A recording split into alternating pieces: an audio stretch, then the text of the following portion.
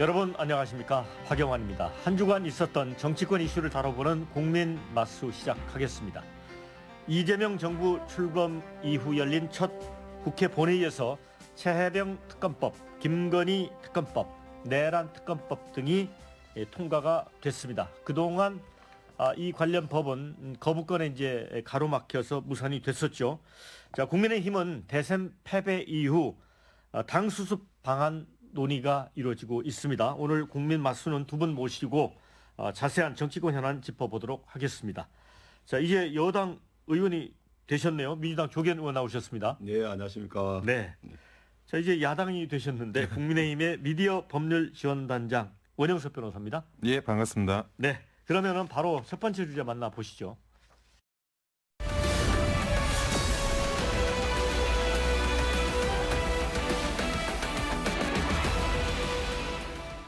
이재명 대통령이 이제 국회에서 약식으로 취임식을 가졌습니다. 국민 통합 이게 강조를 했고요. 모두의 대통령이 되겠다.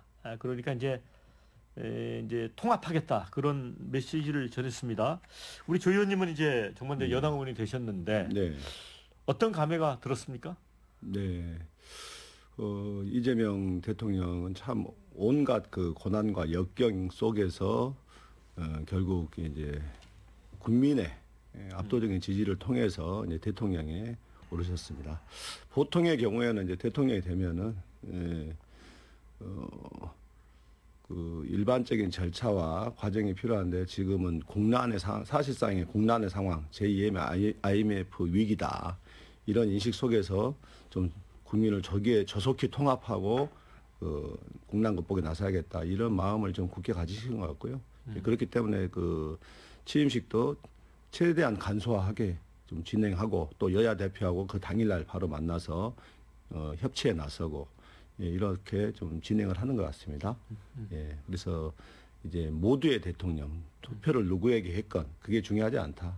대한민국의 국난을 극복하는 데는 국민 모두가 함께 해야 되고, 또 국난 극복의 성과, 그 열매도 국민 모두가 함께 나누는, 예, 그 방향으로 가겠다, 이런 것을 좀 분명하신 것 같습니다. 네. 자, 원영석 변호사는 이제 김문수 후보를 지근거리에서 이제 도우셨습니다. 예, 맞습니다. 예. 아쉬움은 있겠지만, 예. 새로 출범한 우리 대통령에게 바라고 싶은 점, 또 덕담 있으면 한마디 해주시죠. 이재명 대통령의 그런 당선과 취임을 축하드립니다. 그리고 이제는 그 민주당의 대표가 아니고 민주당의 후보도 아니고, 그리고 대한민국 국민과 그런 모든 사람들의 대통령이 되셔서 대한민국이 처해 있는 여러 가지 어려운 상황들이 있습니다.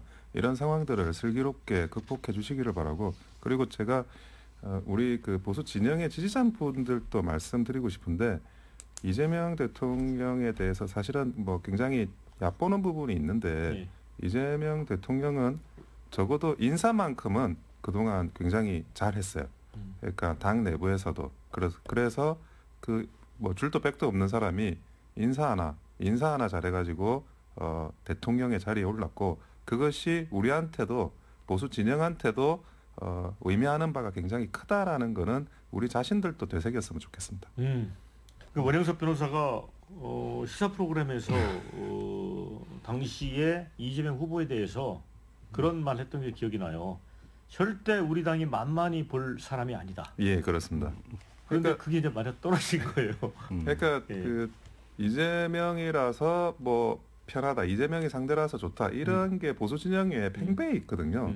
그동안에도 그랬었고. 근데 저는 그럴 때마다 그렇게 볼 상황이 아니라는 걸 많은 사람들한테 이야기를 했는데, 그것이 결국 우려가 현실이 됐다라고 해야 되나? 그러기보다는 저는 새로 출범하는 정부이기 때문에 국민들을 위해서 애써주시기를 당부드리는 덕담으로 출발하겠습니다.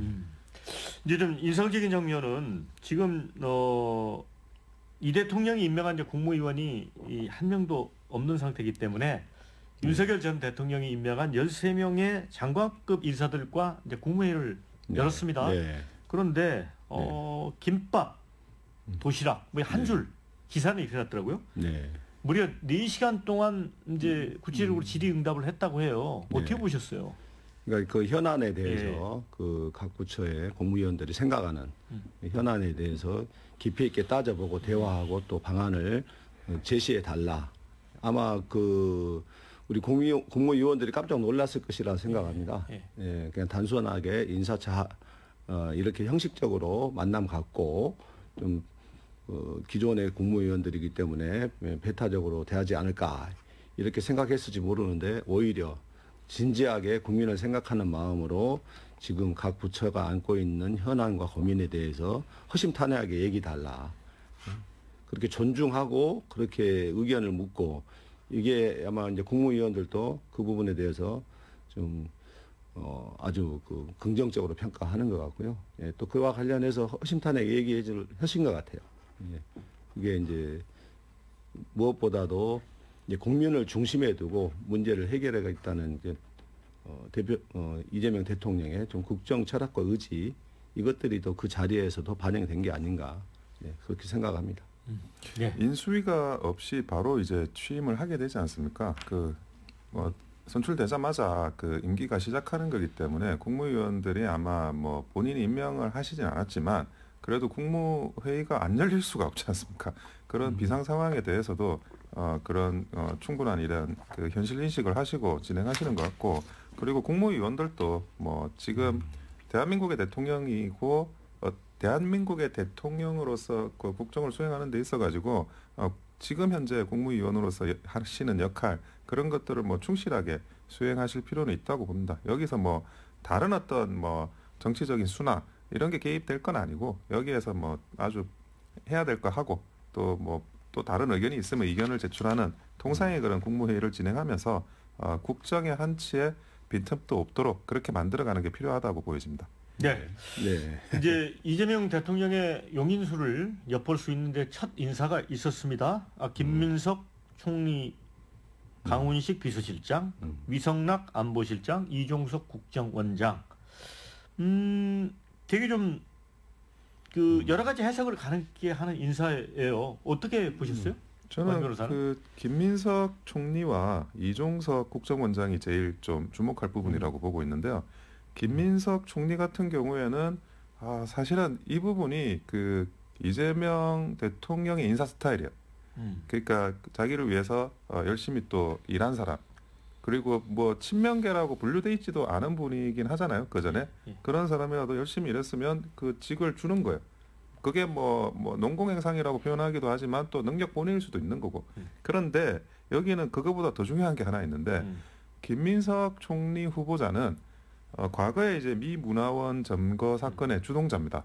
그리고 그 과정에서 징역형도 살았고 그리고 심지어 그 과정에서 지금 과거에 이제 그 미국 비자가 거절이 된 적이 있어요. 그런데 이런 분을 만약에 총리로 앉히겠다라고 하면 그것이 미국에 대해서는 어떤 시그널이 나갈까? 예를 들어 그 윤석열 정부에서는 한덕수 총리가 후보자가 됐습니다. 한덕수 총리는 뭐 대표적인 우리나라의 친미 인사예요. 그런데 그렇기 때문에 또 미국과 굉장히 좀 어떤 친밀한 관계, 한미 동맹의 관계에서는 굉장히 큰 역할을 했습니다. 근데 김민석 총리가 총리로 임명을 하겠다라고 하는 순간 사실 미국에서는 이 부분을 굉장히 불편하게 생각할 수밖에 없어요. 그런데 그럼에도 불구하고 총리 후보자로 내정하고 뭐 지금 현재 또 트럼프 대통령이 뭐 전화를 하네 안 하네 뭐 언제 하네 이런 논란이 있는데 그런 부분들을 감수하고 하는 건데 근데 저는 뭐 그것이 과거에 그 한 당의 대표로 한 당의 후보자였을 때는 이런 농공행상적인 인사가 필요하다고 보여져요. 그런데 일국의 대통령이 된다 그러면 결국 그 미국과의 동맹이나 이런 관점에 볼 때는 과연 김민석 총리를 농공행상적인 그런 자리로 삼을 만한 게 총리적인가 저는 거기에 의문이 있습니다. 그래서 그거는 좀 부적절했다고 생각을 하고 이종석 국정원장도 마찬가지입니다. 이종석 국정원장이 대표적인 그런 친묵, 반미 성향의 인사고 그리고 과거에 통일부 장관 할 때는 괜찮아요. 통일부는 뭐 북한하고 잘해보겠다 이런 업을 하는 거니까. 하지만 국정원은 북한하고 싸우는 자리인데 북한하고 싸우는 자리에 이런 그 이종석이라는 이런 분을 내정한다는 거는 그거는 좀 자리에 맞지 않았다고 봅니다. 이 부분에 대해서 우리 소연님 어떻게 보세요? 일단 국정원을 북한과 싸우는 자리라는 그런 인식에는 좀 동의하기가 어려운 것 같고요. 오히려 국정원이 여러 대외적인 정보 수집이나 그 대외 관계에서 국익 중심의 우리가 실용 외교를 펼치는데 핵심에 서달라. 그리고 이제 이종석 장관의 경우에는 이제 기존의 햇백 정책을 통해서 대북 관계에서 그 좀 성과를 발휘한 측면이 있고 또 지금의 그 관계에서 남북미의 관계가 중요합니다. 남북미의 해법을 좀 풀어낼 수 있는 그런 적임자라고 좀 생각한 것 같고요. 그다음에 이제 김민석 총리 내정자의 경우에는 농공 행상이 아니라 지금의 대한민국이 겪고 있는 위기는 사실상 제2의 IMF에 준하는 위기 상황이다. 이것을 좀 슬기롭게 돌파할 수 있는 균형 감각과 그 치밀한 좀 추진력 이런 것들을 좀 담보한 그리고 그 내란을 겪으면서 그것을 풀어 나갈 때 그 김민석 총리 내정자가 그래도 그 고비마다 정확한 좀 길을 만들어 가는데 함께했지 않습니까? 그런 부분들을 높이 삼가갖고 그래서 위기 극복의 적임자로서 지금 선택을 한 것 같고요. 그다음에 이제 위성락 안보실장의 경우에는 이제 그 소통 이런 측면에 좀 방점을 찍은 것 같고 또 미국과의 관계 이런 측면은 아마 이제 위성락 안보실장이 담당할 것 같고요. 그다음에 이제 강훈식 비서실장의 경우에는 이제 당내 소통과 또 효율적인 업무 추진 능력 그리고 전략적으로 상당히 그 디테일한 부분까지 그 가져갈 수 있는 그런 그 장점들을 좀 본 것 아니겠는가 이렇게 생각합니다. 그래서 전반적으로 이재명 대통령의 그 인사 스타일이 이제 충직하고 능력 있는 사람을 선택하는 그런 인사 스타일이 반영된 것 아니겠는가 이렇게 보고 있습니다. 자, 그리고 이제 한덕수 전 총리가 이제 권한대행 시절에 문영배 이미선 전 헌법재판관 후임으로 이완규 함상훈 후보자 지명해서 이제 논란이 컸었는데 대통령 취임 이틀 만에 지명을 철회했습니다. 이거는 어떻게 보세요?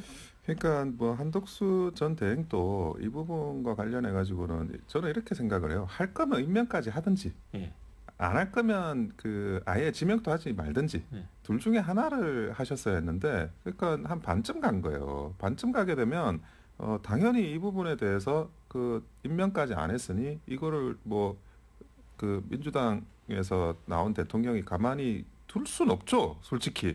그런 상황을 뻔히 알고 있으면서도 그거를 지명까지 가고 대통령 후보에 나선다라는 게 제가 정무적인 수로는 그때는 납득이 안 됐어요.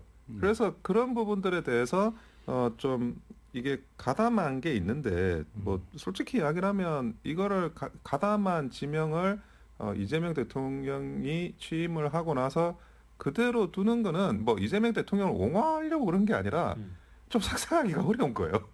그래서 그 지명 철회를 하는 거는 뭐 지명 철회를 하는데 다음 헌법재판관이 정말 공정하고 헌법 정신에 투철하고 그런 분이 지명될 수 있도록 그렇게 소망하겠습니다.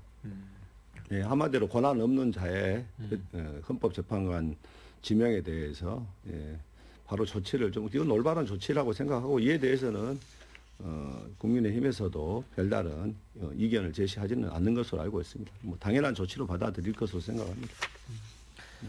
그런데 이제 그 첫날부터 약간 이제 그 논란도 있었습니다. 이제 용산 대통령실에 이제 이재명 대통령 갔는데 뭐 컴퓨터도 없고 프린터기도 없었고 그래서 뭐 이제 박찬대 원내대표는 이거 반드시 책임을 묻겠다고 했거든요. 뭐 마치 무덤 같다. 이거는 이제 급하게 이루어지다 보니까 이제 인수인계에 좀 약간 혼란이 있는 것 같은데 이 논란은 어떻게 봤어요? 그냥 뭐 전형적인 사무적인 절차적인 논란인 것 같고요. 그러니까 윤석열 대통령께서 탄핵이 되고 그리고 나서 선거를 치르고 있는데 여러 가지 재반 사정상 뭐 선거가 진행되는 와중에서도 뭐 솔직히 국민의힘이 어려운 선거라는 거는 뭐 좀 많이 어느 정도 보이는 선거지 않습니까? 그런 과정에서 김문수 후보가 정말 분전을 했고 다만 객관적으로 좀 어려워 보이는 선거라고 생각이 들면 각 그 제 세력들이 미리미리 자기가 뭐 어떻게 해야 될지 움직이는 게 그런 게 있습니다. 그러니까 그런 와중에서 이제 뭐 어찌 보면 인수라는 것도 그렇죠. 빠져나가야 새로운 사람이 들어오지 않습니까? 그러니까 빠져나가는 거를 준비를 하는 와중이었다고 저는 생각을 하고 그런 부분에서 이걸 가지고 뭐 연필이 없다, 프린터기가 없다라고 불평을 하는 거는 제가 볼 때는 좀 그 이재명 정부가 조금 좀 과도한 불평을 하는 것 같습니다. 예, 역대 그렇게 모든 것을 없애버리고 먼지 풀풀 나는 책상만 남겨둔 채로 아무도 인수인계도 하지 않고 이건 정치적인 도의에 좀 벗어나는 것 아니겠는가. 그 비서관들이 와서 첫 번째 한 일이 업무를 확인하고 파악하는 게 아니라 책상에 먼지부터 닦아냈다는 거 아니겠습니까? 그리고 대통령이 세상에 그 비서실 임명을 하는데 도장도 없고 그래서 인주조차도 없는 이 황당한 상황을 겪으니까 예, 물론 이제 지나가는 말로 하셨겠지만은 무덤 같더라 이렇게까지 표현하셨지 않습니까? 이건 이 대한민국의 정부의 인수인계 과정입니다. 이거 뭐 학급 반장 인수인계도 아닌데 이렇게까지 그 정말 정부의 인수인계 과정을 좀 표현하기가 그런데 이해가 안 되는 조치였죠, 사실. 네. 근데 그거는 제가 조금 한마디 더 말씀드리면 과거에 이제 문재인 정부 인수하고 나서 캐비넷에서 문건이 많이 나왔다 그런 이야기가 있지 않았습니까?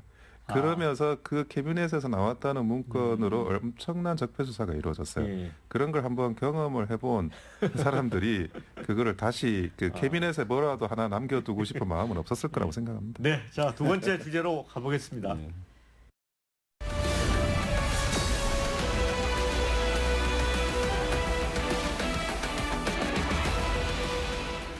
네, 여야 이 정당은 이제 내부 전열 정비에 속도를 내고 있습니다. 그런데 민주당은 이제 차기 이 당대표가 이제 선출이 될 터인데 후보로는 지금 정청래 의원하고 현 원내대표인 박찬대 의원이 거론이 되고 있습니다. 자, 조계현 의원님, 누가 더 셉니까? 뭐 뚜껑은 열어봐야겠지만은 이제 제가 생각하는 그 견해는 그 두 분이 잘 조율해서 지금 국가 위기 극복을 위해서는 좀 당의 그 당 대표 선임 절차도 최대한 간소하게 좀 진행하는 게 맞겠다 이런 생각이 듭니다. 그래서 우선적으로는 그 두 분이 좀 한번 조율을 한번 해보는 게 어떻겠는가. 두 분이 이 조율을 해가지고 이제 그 추대 형식으로 갈 수도 있는 건가요? 뭐 이제 단일 후보가 되면은 뭐 추대는 아니더라도 선거를 거치더라도 절차는 밟는데 훨씬 좀 기간이나 시간을 단축하고 좀 일사불란한 체제를 구성하는 데는 도움이 되겠죠. 제가 보기에는 개인적인 생각이지만 정청래 의원은 물러날 생각이 없을 것 같거든요. 네. 오늘 또 이제 호남에 방문하시잖아요. 그렇죠.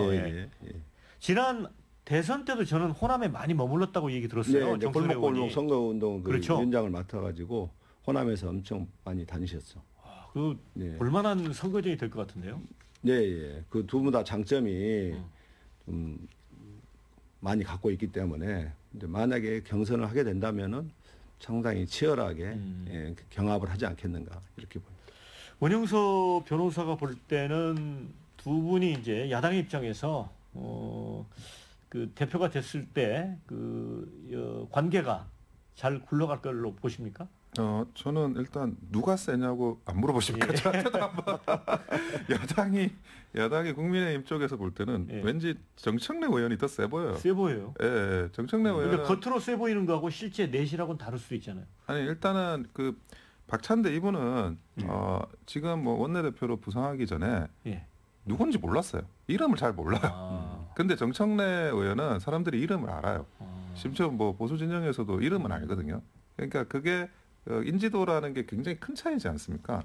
뭐 어떤 선거를 하든지 간에 그런 부분에 대해서 정청래 의원이 더 세고 유리해 보인다 그 말씀을 드리고 근데 정청래 의원 같은 경우에는 그 어떤 그 쇼잉을 좀 하는 편이라 가지고 그 정치 스타일이 예. 그거를 본인의 지지자들이나 이런 사람들을 위해서 하는 건지 진심인지 모르겠지만 그리고 약간 이 야당을 상대로 꿀밤을 놓는다고 할까 예. 그런 것들을 자주 하시는 분이라서 야당과의 관계에서는 오히려 정청래 의원이 별로 좀 좋지 않고 불편해질 것 같긴 합니다. 그 야당의 두 분의 생각이 되게 리더십 복잡한 것 같아요. 예. 스타일이 틀린데 예.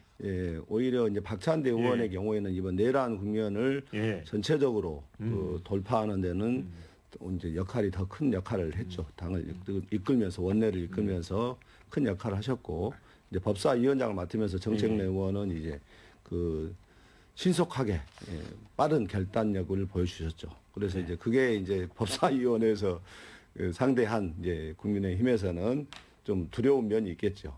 그런 측면에서 볼 수는 있겠지만은 두 분이 만약에 경선을 하게 되면은 팽팽하지 않을까. 그러니까.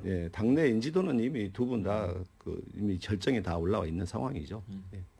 자, 그런데 이제 약간 초상치 분위기가 되는 이제 국민의힘이 더 사실 관심사예요. 이제 전당대회를 빨리 열자는 게 이제 한동훈 계보의 주장인 것 같습니다. 그런데 또 아시겠지만 김문수 후보도 41% 득표를 놓고 졌지만 잘 싸웠다라고 생각하는 그 국민의힘 내부에 또 지지 움직임도 있는 것 같아요.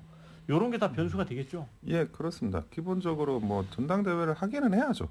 시기의 문제라고 생각이 들고 지금 이제 들어올 지도부가 결국에는 그 내년 지방선거를 책임져야 되기 때문에 지방선거를 책임지는 데 있어가지고 기본적으로 민주적인 정당성을 가지고 있는 지도부를 만들어서 시도를 해보는 게 당연히 민주정당의 그런 방향성이라고 생각합니다. 다만 언제 하냐의 문제가 있는데 빨리 하자 아니면 늦게 하자. 근데 늦게 한다고 하더라도 그렇게 늦게 하기는 어렵습니다. 많이 늦어지진 않을 것 같고 다만 지금 책임 공방의 시즌이지 않습니까? 이 책임 공방의 시즌이 어느 정도 좀 끝나고 그리고 이제 좀 이 책임이 정리되고 일단락이 되고 그리고 나서 당원들이 이제 미래로 가자 이 생각에 도달하는 시점이 있을 거거든요.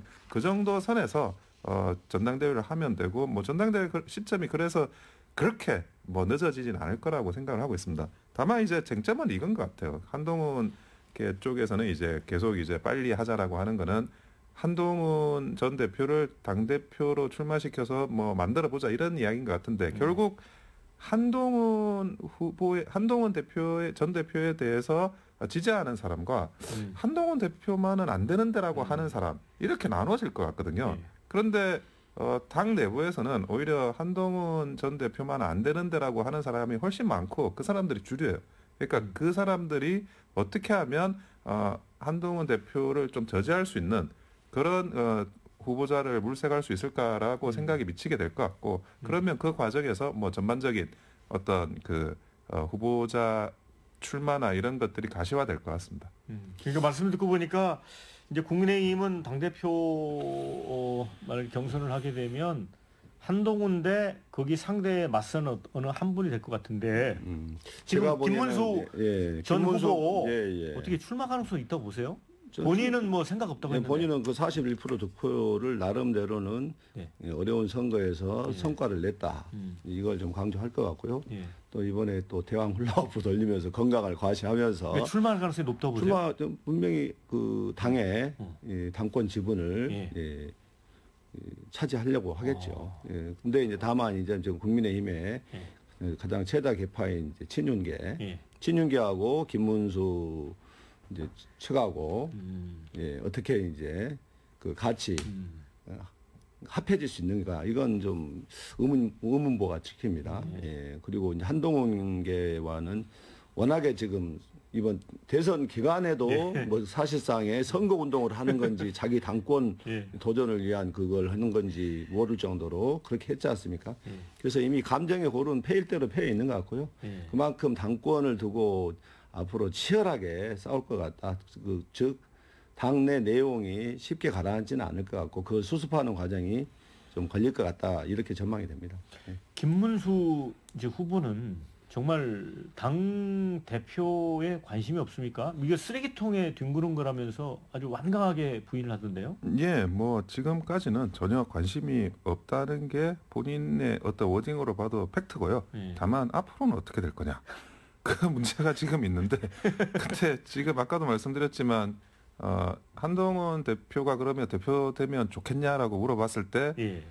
대부분의 그런 당의 주류들이 그거를 이제 거부를 하고 있는데 지금은 뭐 여러 가지 뭐 그 경선 과정이나 한덕수 후보 단일화 문제나 이런 과정이 있었지만 그렇지만 이제 그렇다고 그러면 누굴 내세워야 된다는 거냐라는 문제가 봉착이 되면 그분들도 그 냉정한 판단을 하실 거라고 저는 생각을 하고 있어요. 근데 심지어 그분들이 당 밖에 있는 무소속인 한덕수 총리까지 끌어들여서 후보로 세워보려고 했던 분인데 아니 그 자기가 될 수만 있다 그러면 누구라도 옹립을 하려고 할 거라고 저는 보여지고요. 그 부분과 관련해서 뭐 여러 가지 그런 제반의 그런 정치적인 상황들이 앞으로 뭐 적어도 최소 일주일 열흘 이상은 많은 길게는 한 달까지 이런 이야기들로 엎치락뒤치락 하게 될 것 같습니다. 하지만 결론은 거의 정해져 있어요.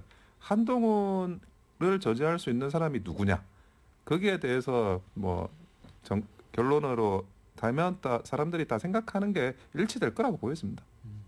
그런데 이제 김문수 후보가 이제 집이 이제 관악산 근처잖아요. 예, 예. 거기 그 산에 있는 체육시설에서 대왕 훌라후프를 그 보통 사람은 들지도 못한다고 그래요. 그거 예, 들고 예. 뭐 돌리고 턱걸이도 5개씩 하고. 네. 그래서 그 영상을 누가 올렸습니까? 일단은 누군가 예. 찍었다라는 게 큰 그 네. 김재원 비서실장이 올렸다는 설도 있더라고요. 뭐 수행하시는 분이 찍어가지고 이렇게 좀 나눴는데 전파를 했는데 예. 그 김재원 의원께서 또 본인 페이스북에 올리셨더라고요. 그러니까. 예, 그래서 이거와 관련해서 대왕 훌라후프 돌렸다는 게 곧 그 당대표 출마 선언이다 이렇게 볼 수는 없으니까요. 하지만 대왕 훌라후프를 돌리긴 돌렸는데 굳이 영상을 또 이렇게 영상이 좀 돌고 그 영상을 김재원 전 의원이 올렸다는 거는 그거는 김재원 의원의 생각은 좀 있는 게 아닌가 하는 생각은 듭니다. 네, 모든 건 연출이 돼 있는 거고 상징적인 예. 레토릭이 있는 것이고, 예. 예, 그 분명하게 뭐 본인이 직접 당 대표가 출마하지 않더라도 이번에 김문수 후보와 함께했던 진영에서 네. 당 관련해서 명확한 지분을 획득하는 것. 이번 어차피 지방선거가 있고 거기서 정확히 진출을 못하면은 또 도태된다는 걸 누구보다 잘 아는 거 아니겠습니까? 그렇기 때문에 어떤 식으로든 그 당권과 관련해서 영향을 미칠 것이다. 저는 그렇게 보고 있습니다. 그 네. 수단, 표현 중에 하나가 이번에 대왕 훌라후프로 표현되지 않았는가. 예, 그렇게 보고 있습니다. 자, 그런데 이제 권성동 국민의힘 원내대표가 이제 대선 패배 책임을 지겠다. 백지 상태에서 그려가자라고 하면서 이제 전격 사퇴를 했는데 김용태 비대위원장은 거취 표명을 안 했거든요. 그 어떤 속사정이 있는 겁니까? 지금 그 권성동 원내대표는 저번에 이제 그 한덕수 단일화 끝나고 나서 그 김문수 후보가 진짜 본 후보가 됐을 때 예. 거취가 그때도 문제가 됐었어요. 예. 하지만 그 김문수 후보가 다 뭐 많은 의원들이 또 한덕수 후보를 또 밀었던 사정인데 그걸 가지고 뭐 이렇게 잘잘못을 따지다 보면 이 선거를 치를 수가 없으니까 통합하고 포용하자는 차원에서 권성동 원내대표는 좀 유임을 했었습니다. 그런데 지금 이제 선거가 졌고 이제는 냉정한 책임의 시간이거든요. 저는 뭐 홍준표 시장이나 한동훈 전 대표나 뭐 심지어 한덕수 후보나 이런 분들보다 이 선거의 패배 책임의 가장 큰 사람들은 권성동 원내대표와 권영세 비대위원장이라고 생각을 해요. 네. 그분들이 그렇게 정말 내가 볼 때는 뭐 하여튼 비방송용 용어가 나올 것 같은데 그런 이상한 걸 안 했으면 네. 예, 그러면 오히려 지금보다도 훨씬 더 팽팽하게 싸울 수 있었고 그리고 홍준표 시장이나 그 한동훈 대표나 이런 분들한테 그런 말을 할 그 어떤 명분을 제공을 안 했을 거라고 저는 봐요. 그래서 지금 현재 이런 상황들에 대해서 책임을 져야 되고 그리고 비대위원들도 사퇴를 했는데 비대위원들도 과거에 이제 권영세, 권성동 이 두 분이 임명을 사실상 했던 분들이라서 사퇴를 하는 게 맞죠. 하지만 김용태 비대위원장까지 만약 없어지는 상황이 되면 아니 전당대회를 해야 되지 않습니까? 누구는 도장을 들고 예. 뭐 업무를 진행을 시켜야 되잖아요. 예. 그러니까 아까 말씀드린 것처럼 이재명 대통령이 국무회의를 해야 되잖아요. 예. 그러니까 국무위원들이 전 정부에서 임명했지만 어쨌든 필요하죠. 남아가지고 그걸 하는 거고, 마찬가지로 김용태 비대위원장도 자기가 도장 찍어야 될 업무 프로세싱에서 자기 역할을 해야 됩니다. 이건 뭐 나도 비판이 싫어라고 해서 뭐 도장 다 내버려 두고 어디 가면 안 돼요. 그래서 최소한 그런 당의 업무 유지를 위해서 김용태 비대위원장을 남겨뒀다는 생각이고요. 그리고 이런 부분에 대해서 뭐 책임을 지셔야 되고, 권영세, 권성동 이 두 분이 자기가 책임을 지겠다라고 했는데 아직 그 책임이 뭔지는 이 두 분이 모르시는 것 같아. 영원히 이번 대선 패배에 대해서 자기가 비판받는 거, 그게 본인의 책임입니다. 영원히 이 비판을 수용하고 납작 엎드리시길 바랍니다. 그러니까 이제 새로운 이제 지도 체제를 구성하는 과정에서 적어도 국민의힘이 이제 내년 지방선거를 생각한다면 이 친윤에서는 완전히 발을 빼야 될 것 같거든요. 기본적으로 뭐 저는 친윤이라는 그룹 자체가 어떤 굉장히 지위계통 있는 그룹이라고 생각하진 않아요.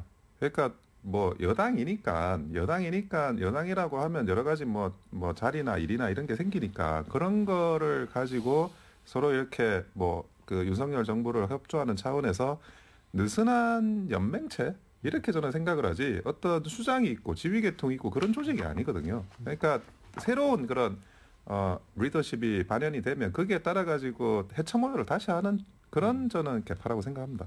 조 의원님은 이제 여당이긴 하지만 그래도 이제 야당이 또 튼튼하게 서야 또 이제 국정 동반자로 갈 거 아니에요? 네. 어떤 조언을 해드리고 싶은가요? 어쨌든 위기 수습은 빠를수록 좋은 거 아니겠습니까? 다만 이제 저희가 보기에는 이 내란 세력과 지금 연관이 돼 있는 인물들도 많다. 예, 그런 부분들이 정확하게 이번에 이제 정리가 되는 결별하고 그와 명확하게 결별할 필요가 있다. 그렇지 않으면은 국민의힘 전체에 대한 국민적인 그 아직까지 의혹의 시선이 많지 않습니까? 그리고 뭐 상당히 많은 국민들이 지금 국민의힘은 해체해야 된다, 이런 얘기까지 나오고 있는 상황이지 않습니까? 그래서 그런 의혹은 확실하게 불식시켜야 된다. 내란에 가담하고 내란을 노골적으로 옹호한 정치 세력까지 다 품고 가겠다. 그건 오히려 국민의힘이 스스로 파산의 길을 가겠다. 이런 생각이 들고요. 그리고 지금 위기를 수습하는 과정에서 권성동은 사퇴하면서도 저 김용태 비대위원장에 대해서 동반 사퇴를 요구했는데 그건 어불성설이라 생각해요. 어느 정도 아까 원영수 단장님 얘기했다시피 당 체제를 정비하는 과정에 그 기본적인 프로세스는 진행을 해야 되니까 그 부분은 일정 공감이 가는 부분입니다. 다만 이제 이 문제를 풀어나가는 방식은 김용태 비대위원장이 나름대로 결단할 필요는 있을 것 같다, 이런 생각이 듭니다. 무조건 한 계파의 그 비대위원장에 지금 한동훈계 이렇게 자림해가지고는 지금 그렇게 분란만 더 키워진다. 그래서 과감하게 조기에 그 지도부 전체 일신과 수습 이런 걸 좀 하는 게 오히려 본인의 정치력을 나중에도 발휘하는데 도움이 되지 않겠는가, 이렇게 생각합니다. 그 김용태 비대위원장이 지난번에 이제 당론이 윤석열 대통령에 대한 탄핵 반대였잖아요. 이거를 당론을 취소하는 거 짤막하게 어떻게 하는 게 맞다고 생각하세요? 그거는 일단은 중지를 모을 필요는 있을 것 같아요. 그러니까 의총이나 이런 데서 중지를 모아가지고 이 부분을 어떻게 할 건지 의원들의 의견이 일단은 제일 중요하니까 그래서 그분들의 의견을 듣고 그리고 나서 김용태 비대위원장이 만약에 당론 변경이 필요하다고 그러면 당론을 변경하는 거고. 개인적인 생각은 어떠세요? 그게 궁금해서. 제 생각이요. 저는 저는 민주당의 이재명 대통령이라고 하더라도 대통령을 탄핵하는 건 저는 반대입니다. 반대다. 예. 그러니까 당론 변경하면 안 된다. 자, 마지막 주제로 건너가겠습니다.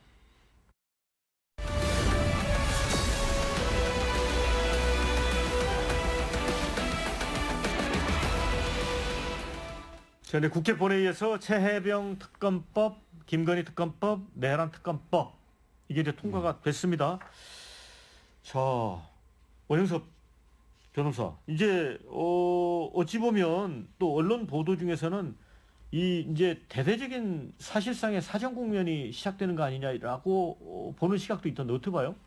그러니까 이 그 세계의 특검법에 대해서 정확하게 이 성질을 이해를 해야 되는데 지금 국민의힘 내부에서도 이게 뭔지를 잘 이해를 못하는 것 같아요. 의원들 발언하는 거 보면. 예. 자, 만약에 그 이재명 대표가 과거에 이제 문재인 정부가 했듯이 그렇게 적폐 수사를 하기 시작하면 어떻게 될까요? 자기가 검찰 조직 동원해 가지고 경찰 조직 동원해 가지고 하면 그러면 사실 그 굉장한 원한이 쌓일 수밖에 없는 일들이 생기게 돼요. 그리고 실제로도 문재인 정부에 대해서 문재인 정부가 5년 만에 이게 사실은 정권 교체가 된 것도 저는 그렇게 쌓인 그 켜켜이 쌓인 원한이라고 저는 생각을 합니다. 근데 이 특검법으로 가게 되면 어쨌든 뭐 그 이재명 정부의 검찰, 이재명 정부의 경찰이 수사하는 게 아니에요. 특검이 하는 거예요. 예. 그러면 그 특검이 이 세 개의 그 지금 수사를 하는데 뭐 관련 사건 인지까지 하기 시작을 하면 저는 이거는 적폐 수사 시즌 2라고 생각을 하거든요. 그 적폐 수사 시즌 2에 다 이제 뭐 홍수 그 쓸려 나가듯이 저는 쓸려 나갈 거라고 봐요. 근데 이거를 가지고 최상병 문제는 뭐 최상 문제고 뭐 김건희 문제 이런 식으로 개별적으로 이 이슈만을 생각을 한다. 그거는 저는 뭐 맞지 않는 생각이고 이것이 그러면 이재명 대통령한테 아니 왜 이 적폐 수사를 하냐 정치 보복을 하냐 했을 때 그게 내가 한 거냐 특검이 한 거지. 이걸 명분으로 내세울 수 있는 그런 장치거든요. 그래서 실제로 아니 정부가 들어와 가지고 특검을 통과시킨다는 게 굉장히 특이한 거잖아요. 아니 정부가 책임지고 그러면 뭐 검찰을 통해서 경찰을 통해서 수사를 해야 되는데 그게 아니라 특검으로 한다?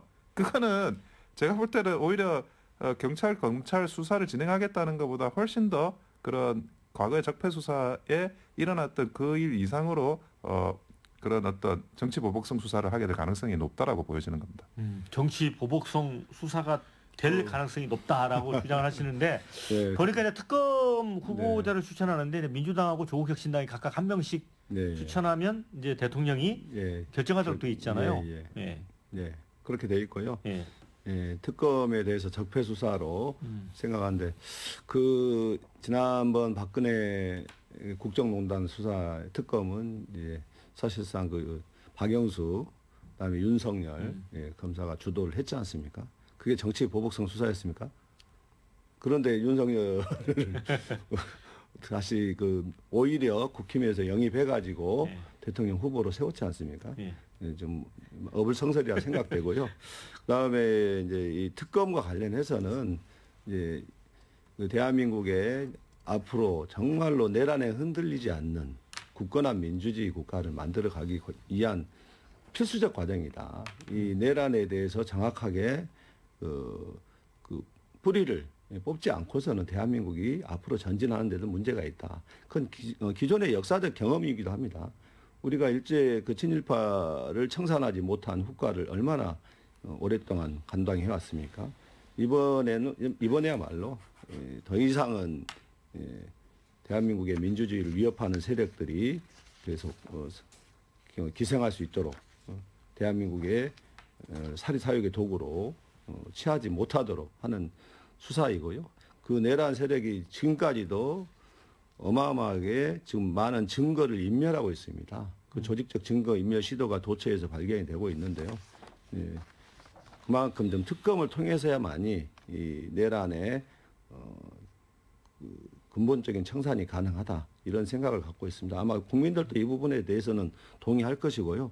이재명 대통령도 그 선거운동 기간에 내란 정책이 오히려 국민 통합에 도움이 되는 길이지 이게 반하는 길이 아니다. 민주주의와 헌정 질서를 바로 세우는 길이다. 이거 수차 강조하셨습니다. 예, 이건 당연히 그 해야 될 길인데 계속해서 기존의 그 한덕수 대행 체제나 최상목 대행 체제에서 특검을 방해하고 반대해 왔지 않습니까? 거부권을 행사하며. 예. 그렇기 때문에 지금 여기까지 오게 된 것 같고 오히려 그때 했으면은 더 빠르게 내란 정식이 이루어질 수 있었는데 뒤늦게나마 이제 특검이 돼서 내란에 대한 완전한 정식, 그리고 김건희 부분에 대해서 특검에 대해서도 이미 국민의힘 내부에서도 이거 당론으로 반대할 이유는 없지 않냐 이런 식의 의견들이 많이 개진된 것으로 알고 있습니다. 예, 그만큼 그 고위 이 공직자일수록 범죄에 대해서 좀 국민들의 눈높이 맞춰서 수사를 해내야 되는데 지금까지 못했다는 거죠. 예, 그런 폐단을 이번에는 이제 극복하고 제대로 있는 그대로의 범죄의 실체가 있으면 가려내야 됩니다. 더 이상의 국정농단이 이루어져서는 안 되지 않습니까? 예. 아무리 영부인이라 하더라도 그렇게 이 국정을 쥐락펴락하고 농단하게 된다면은 앞으로 대한민국은 그냥 망하는 길로 가는 겁니다. 그런 선례를 좋지 못한 선례를 없애기 위해서 특검을 통해서 바로잡아야 될 것 같고요. 그다음에 최혜병 특검의 경우에는 우리 국가를 위해서 헌신하고 있는 우리 군인들의 명예, 긍지와 자부심 이것들에 대해서 국가의 상관의 잘못된 명령으로 억울한 중음을 당했는데 그것마저 진상을 덮으려 한 거 아니겠습니까? 이건 군의 그 사기와 충성심을 위해서 회복하기 위해서도 그리고 억울하게 지금 그 재판을 받고 있는 박정훈 도령의 명예를 회복하고 또 이 국가가 국민의 생명과 재산 특히 국군 장병의 소중한 충성과 그 봉사에 대한 정확한 판단을 통해서 바로 살 수 있도록 만들어가는 과정입니다. 예. 당연히 필요한 것들이 계속해서 거부권에 의해서 또 국민의힘과 그다음에 거부권에 의해서 좌절이 되어 왔었죠. 어제 그 예. 최혜병 특검이 가결되는 순간에 예. 정말 가슴이 울컥했습니다. 그날 방청석에 약 100여만 가까운 우리 해병대 전우들이 경례를 했다고요? 예, 정말 경례를 하는데 가슴이 뭉클하더라고요. 자, 그래서 드리는 말씀인데 그 윤석열 대통령 이제 비상겸 하기 전에도 이미 이제 김건희 최상병 특검법은 계속 이제 국회에서 통과됐는데 대통령이 거부권을 행사했었잖아요. 그때 오히려 이렇게 처리를 했더라면 오히려 낫지 않았을까 하는 생각도 드네요. 근데 그 당시도 그게 그 특검법이 가지고 있는 어떤 그 독소 조항이 굉장히 많았었어요. 그러니까 그냥 해당 사건만 조사하는 게 아니라 관련 사건을 거의 뭐 아무런 제한 없이 인지해 가지고 수사할 수 있는 그런 내용들이었기 때문에 그래서 그게 그 거부권으로 이게 취소가 됐고 새로 올리면 그러면 그게 좀 수정돼서 올라와야 되는데 더 이게 그 독소 조항이 더 커지는 거예요. 그러니까 그게 정쟁적인 특검법으로 보일 만한 요소가 굉장히 많았습니다. 근데 지금 또 제가 볼 때는 그게 뭐 수정되었다고 보진 않고 어차피 거부권을 행사할 수도 없는 상황이니까 그래서 이 부분이 제2의 적폐수사 시즌2라고 제가 이야기 드리는 겁니다. 자, 이제 대법관 수를 30명으로 맞추는, 그러니까 이제 향후 4년 동안 매년 이제 4명씩 16명을 늘리는 거죠. 이게 법사위 소위를 이제 통과를 했습니다. 이거 관련해서 이제 조희대 대법원장도 공론화를 이제 주장을 하면서 국가 백년대계 이 얘기를 했어요. 그러니까 언뜻 제가 느끼기에는 좀 신중하게 가자. 좀 적극적으로 해석하면 일단은 좀 반대 의견 같거든요. 어떻게 보세요? 이거는 사실은 그 대한민국의 헌정을 퇴행시키는 겁니다. 우리나라는 그 왕이라는 존재가 없어요. 그러니까 우리가 민주주의의 역사를 보면 왕의 권력을 의회가 제한하는 건데 그러면서 유럽만 하더라도 선출된 의회 권력과 비선출된 왕의 권력이 서로 긴장을 관계를 놓이는 거거든요. 그러면서 돌아가는 겁니다. 그런데 미국 같은 경우에는 왕이 없는 나라니까 그 왕의 역할을 대신하는 게 그 연방 대법원이에요. 연방 대법원의 대법관 수가 9명입니다. 그 사람들이 일종의 그 법정 안정성을 요구해야 될 그런 역할이 있을 때 그때 이제 나서는 그런 그 또 다른 권력체로서 그런 사법 권력이 존재를 하는 거거든요. 우리나라는 대륙법을 들여왔지만 실제로 왕이 없다 보니까 이거를 그 미국의 그런 강한 사법부 시스템을 또 도입을 했습니다. 그런데 그것이 사실 헌법 제정 이후로 계속 이 70년간 유지되어 왔던 기조고 그래서 뭐 혹자는 뭐 고시라고 하면 뭐 다른 고시보다 행정고시를 사법고시를 더 높게 치렀던 것도 그런 그 전통이 있었던 거거든요. 근데 지금 그것을 사법부의 권력을 무력화시키는 겁니다. 이게 30명인데 왜? 그 사법부에서 가장 중요한 그 사법 작용 중에 하나는 전원합의체 작용이에요. 그런데 그 전원합의체가 30명에서 전원합의체를 해야 되면 이거는 뭐 그 사공이 많아가지고 배가 산으로 가고 바다로 가고 뭐 땅굴로 가고 그럴 수밖에 없는 상황이 되거든요. 그런 것처럼 사법부의 전원합의체 기능을 떨어뜨리는 거는 그거는 사법부를 약화시키는 거고 30명으로 증대시키는 거는 과거에 뭐 이렇게 사법부 약화시킬 때 쓰는 독재 정권이 있었던 아주 전형적인 수법입니다. 어떻게 보세요? 한마디로 지금 말이 안 된다는 생각이 드는데요. 일단은 지금 대법원의 그 과중한 업무 하중 부담 이것에 대해서 증언의 필요성은 오히려 사법부 내에서 오랫동안 제기가 되었던 이슈였습니다. 그런데 더구나 이 이슈에 대해서 뭐 단기간에 뭐 30명으로 증언하겠다는 것도 아니고 1년에 4명씩 증언하겠다. 그런데 이것에 대해서도 그냥 이번에 그러니까 민주당이나 이제 다른 야당이 합세해서 통과하면은 안 입고 온 거예요, 지금. 이게 조희대 대법관은 그냥 그 자체가 안 입고 온 거고 자신들이 요구할 때는 필요성을 얘기했으면서도 이제 그럴듯한 공론화 장을 표현하고 이 공론화의 장에서 이미 오래전부터 얘기가 됐던 내용들입니다. 그리고 이제 아까 얘기했던 원벤치 룰이죠. 그 소위 전원 합의체 근행도 그 내에서 조정해서 앞으로 만들어가면 되는 겁니다. 30명 다 모이지 않고 하는 방식도 있거든요. 얼마든지 할 수 있는데 그 과정은 시간이 지금 1년에 4명씩이고 4년에 걸쳐서 이루어지는 과정이기 때문에 충분한 수기 가능하다 이런 말씀 드리고 싶고요. 그 새 정부가 출범하는 데 있어서 그 좀 각 그 기관들이 새 정부가 좀 성공할 수 있도록 특히 지금은 국가 위기 상황 아니겠습니까? 그걸 자꾸 흔들려 그러지 말고 그걸 좀 함께 위기를 극복하자 이런 맥락이 필요한데 오히려 지금 거꾸로 가고 있어서 좀 안타까운 생각이 들고요. 또 그 김용태 비대위원장도 사실 그 국회에서 여야가 그러니까 대통령과 포함한 여야가 바로 이렇게 취임식에 만나는 경우가 없었지 않습니까? 그렇게 하면은 이제 좀 새 정부의 출범을 다 같이 응원하고 협치하고 이런 자리를 맞는 것은 좀 당연한 거 아니겠습니까? 이재명 후보가 떨어졌을 때 지난번 대선에서 제일 먼저 강조한 게 협치였고 새 정부의 성공을 바라는 거였습니다. 그런 좀 통 크고 대범하게 대한민국의 발전을 위해서 그런 사고하는 그런 좀 자세가 좀 아쉽다 이런 생각이 듭니다. 네. 짤막하게.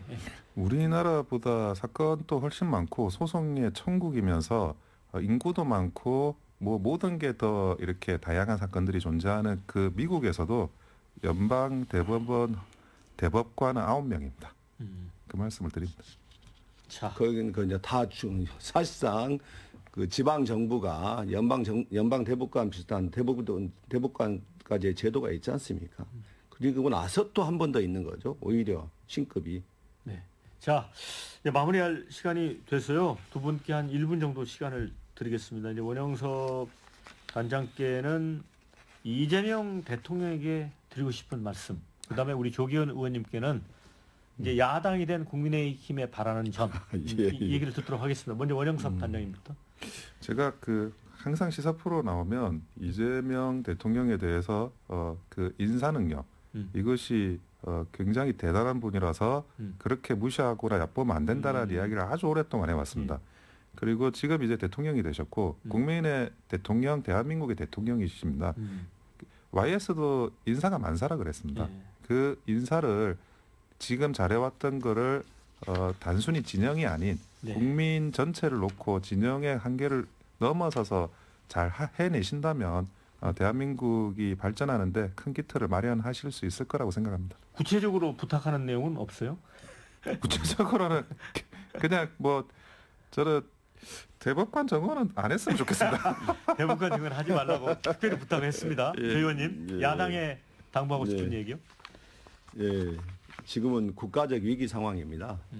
이 IMF의 준한 위기 상황으로 지금 얘기가 되고 있는데 이 위기 극복을 위해서는 어느 한 정당과 정파의 힘으로 가능한 게 아닙니다. 국민 전체가 나서야 됩니다. 그러기 위한 국민 통합이 절실하게 필요하고요.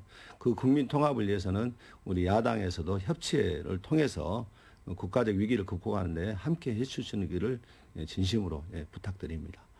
그리고 이제 뭐 대법원이나 여타 행정 헌법기관들도 이 국난 극복에 함께 하기를 우리 한 사람 한 사람의 국민들이 각기 자기 생각으로 가서는 대한민국이 갈라질 수밖에 없다. 지금은 정파에서 대한민국 국익을 그리고 국가를 생각하면서 위기 극복에 함께해 주길 바란다. 네. 이런 말씀 드리고 싶습니다. 자, 두 분 수고 많으셨고요. 함께해 주신 여러분 대단히 고맙습니다. 저는 다음 주에 다시 찾아뵙도록 하겠습니다. 자, 수고하셨습니다. 네, 감사합니다.